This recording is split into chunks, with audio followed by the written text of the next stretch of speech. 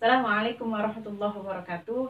Adik-adik kelas 8 ketemu maneh karo Ustadzah Atfi dalam pelajaran Pendidikan Agama Islam dan Budi Pekerti. Untuk kelas 8 ini Ustadzah Atfi mengajar kelas 8F sampai dengan 8K. Kemudian untuk kontrak belajar kita atau aturan dalam proses belajar mengajar secara online, nomor 1, kalian harus selalu hadir atau mengikuti kegiatan proses belajar mengajar secara online. Yang kedua, kalian harus selalu mengerjakan tugas-tugas yang telah diberikan. Kemudian kalau kalian sudah mengerjakan nomor 1 dan 2, Ustadzah Atfi jamin nilainya pasti baik. Oke? Ayo tetap belajar pelajaran pendidikan agama Islam dan budi pekerti. Wassalamualaikum warahmatullahi wabarakatuh. Untuk materi pertama kelas 8 dengan tema rendah hati, hemat, dan sederhana membuat hidup lebih mulia.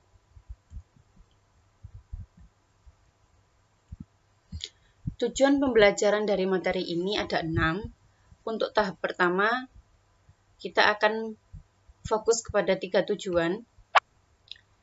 Diharapkan nanti kalian mampu untuk menyebutkan arti dan menyebutkan makna dari isi kandungan Quran Surat Al-Furqan ayat 63 dan Quran Surat Al-Isra ayat 26-27. Kemudian ketika kalian sudah paham, kalian mampu untuk menampilkan contoh perilaku rendah hati, hemat, dan sederhana sebagai implementasi dari Quran Surat Al-Furqan ayat 63 dan Quran Surat Al-Isra ayat 26-27. Oke, mari membaca Al-Quran. Yang pertama, Ustadzah Atfi akan membaca Quran Surat Al-Furqan ayat 63. Kalian dengarkan dan perhatikan, silahkan ditirukan dalam hati. A'udzu billahi minasyaitonir rajim. Bismillahirrahmanirrahim. وعباد الرحمن الذين يمشون على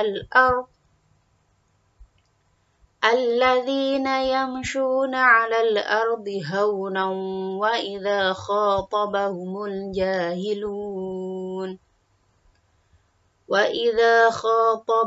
الجاهلون قالوا سلاما.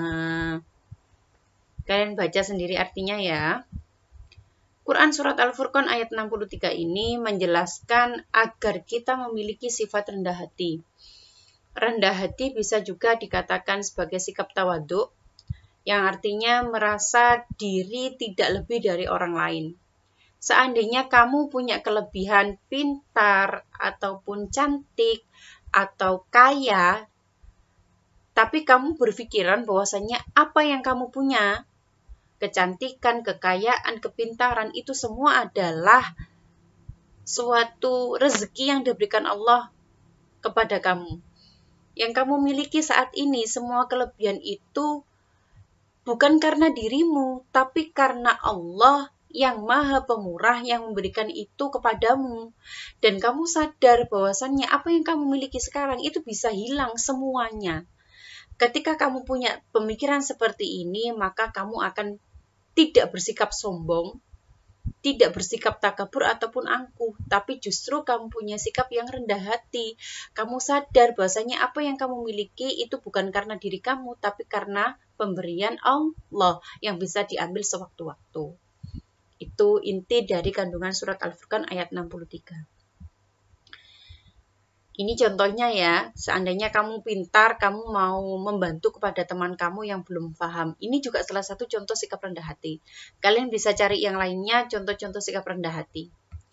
Selanjutnya, Ustadzah Atfi akan membaca Quran Surat Al-Isra ayat 27. Kalian dengarkan, perhatikan, dan silahkan ditirukan. A'udzu billahi minasyaitonir rajim. Bismillahirrahmanirrahim. Innal mubadzirina kanu ikhwanas syayatin wa kana syaitanu lirabbih kafura.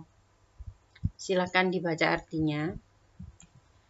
Kandungan isi dari Quran Surat Al-Isra ayat 27 ini, ayat ini turun berkenaan dengan sikap dari orang jahiliyah. Orang jahiliyah itu dalam masa yang suatu kaum yang hidup pada masanya Nabi Muhammad. Dikatakan jahiliyah, jahiliyah itu artinya bodoh. Kenapa kok dikatakan bodoh? Karena mereka melakukan perbuatan-perbuatan yang sangat tidak bermanfaat.